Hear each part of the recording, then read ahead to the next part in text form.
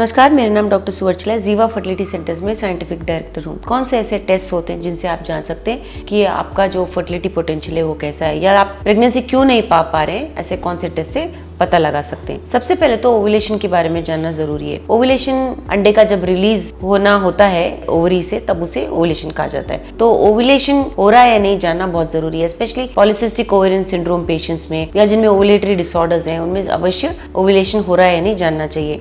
आप अगर खुद जानना चाहते हैं तो ल्यूटिनाइजिंग हार्मोन का किट मिलता है, एक यूरिन प्रेगनेंसी टेस्ट के जैसा होता है। इस किट को आप लाके पहले यूरिन से कोशिश कर सकते हो जानने के लिए कि ये पॉजिटिव है या नहीं। अब ओव्यूलेशन जो है पीरियड के 15 दिन पहले होता है, तो उस टाइम के आसपास अगर आप ये टेस्ट करोगे तो अच्छा रहेगा। ओव्यूलेशन के आसपास थोड़े सिम्टम्स भी होंगे, जैसे पेट में दुखना, सर में दुखना, बॉडी में ब्लोटिंग होना। ये सारे आसार आप देखते हुए इस टेस्ट को कर सकते हो। यही नहीं, बेसल बॉडी टेम्परेचर भी बढ़ता है। ओव्यूलेशन के आसपास 0.5 से 1 डिग्री सेंटीग्रेड बॉडी में टेम्परेचर इंक्रीज होता है। तो अगर आप ट्रैक कर सकते हो कि आपका टेम्परेचर कब बढ़ रहा है, और ये ल्यूटिनाइजिंग हार्मोन यूरिन टेस्ट से आप अगर पता लगाते हो कि ओव्यूलेशन कब हो रहा है, तब इंटरकोर्स करने पे आपके चांसेस बढ़ेंगे। सो ओव्यूलेशन हो रहा है या नहीं सबसे इंपॉर्टेंट है। नेक्स्ट होते हैं हार्मोनल टेस्ट। हार्मोनल टेस्ट में follicle stimulating hormone, luteinizing hormone, oestrogen, progesterone, thyroid, prolactin, ये सारे पता लगाए जाते हैं कि नॉर्मल है या नहीं। अगर अब नॉर्मल है तो उन्हें ठीक करने के लिए दवाइयां दिए जाते हैं। दवाइयां देने के उपरांत ओव्यूलेशन हो रहा है या नहीं इसका भी अनुमान लगाया जाता है। इससे आपके प्रेगनेंसी चांसेस बढ़ते हैं। तीसरा है ट्यूब्स ठीक है या नहीं। इसे ट्यूबल पेटेंसी टेस्ट कहा जाता है। हिस्ट्रोसैल्पिंगोग्राम नामक एक टेस्ट में डाई डाला जाता है आपके गर्भ के अंदर, और अगर डाई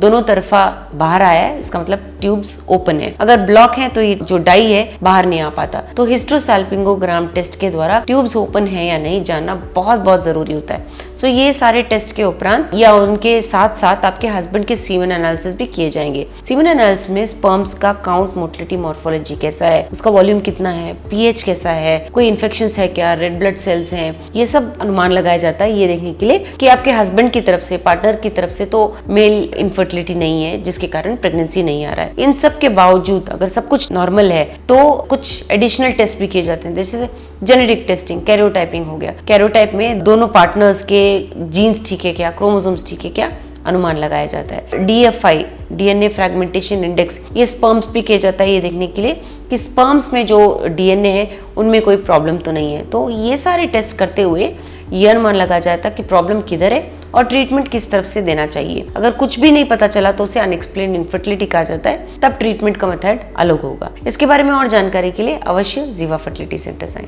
थैंक यू। हमने इस वीडियो को बनाने में बहुत मेहनत की है, जरूर हमें सब्सक्राइब और लाइक कीजिए। Thank you.